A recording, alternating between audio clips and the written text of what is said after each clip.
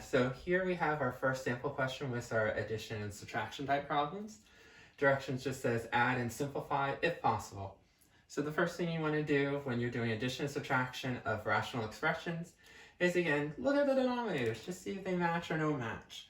So you can see this one, match. This is going to be the easier ones. So once you see that it matches, then what you want to do is just say, okay, let's keep the same matching denominator.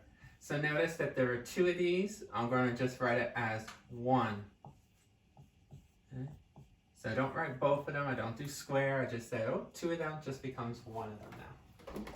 Once you do that, then we said we don't need, again, LCD or to raise any fractions because they match. We were able to keep the same matching denominators.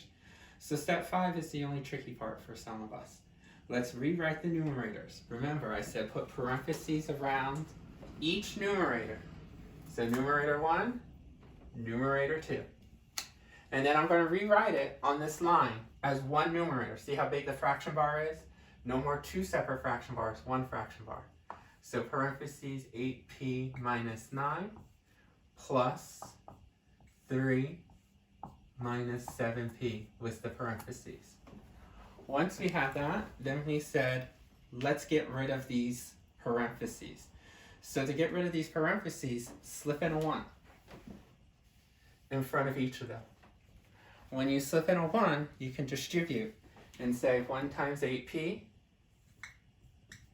1 times negative 9, and then over here, 1 times 3, and then 1 times negative 7p. Remember, it's going to be still over the same denominator.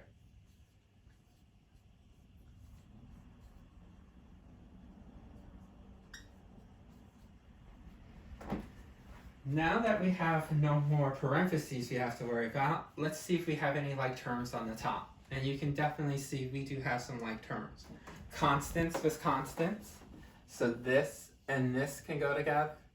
And we know this variable can go with this variable because they have the same variable part. P, no exponent, P, no exponent. So if we have 8p and a negative 7p, we're left with just 1p, or p. And then negative 9 and a positive 3.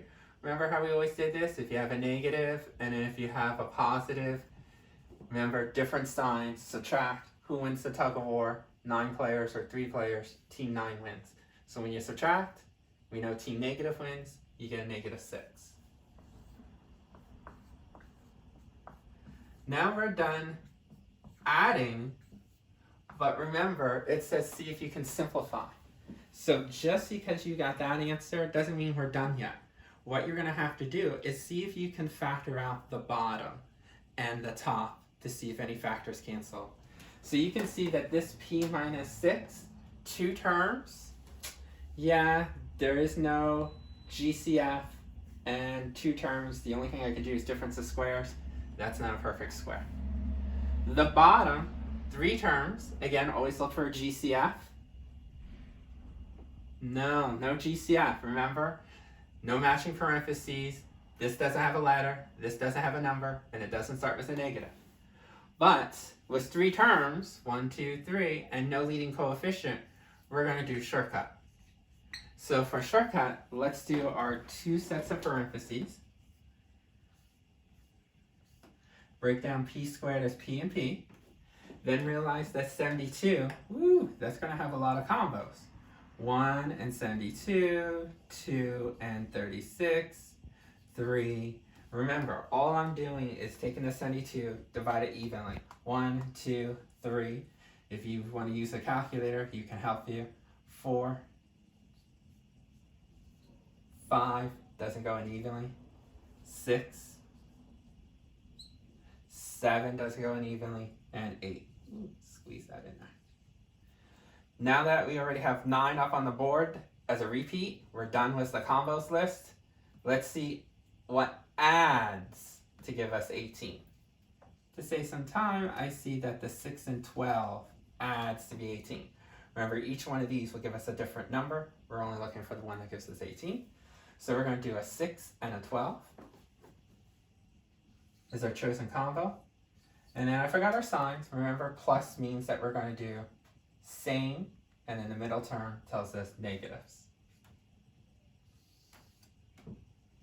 Now that we're done factoring out the top and factoring out the bottom, you can see that we have things that can cancel out.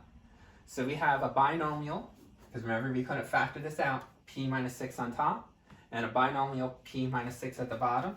You know that they can cancel out. So our final answer, notice if there's nothing left on top, you need to keep the numerator as a 1. That cannot disappear. So your final answer is going to be 1 over p minus 12. So again, we looked to see if they matched. In this case, they did. We rewrote the numerators. We collected any like terms after getting rid of the parentheses. Then we would just saw if we can reduce the fraction. Factor out the top, factor out the bottom. We did have things that cancel out. So if there's nothing left on top, understood 1, and then the p minus 12 at the bottom. So this is your final answer.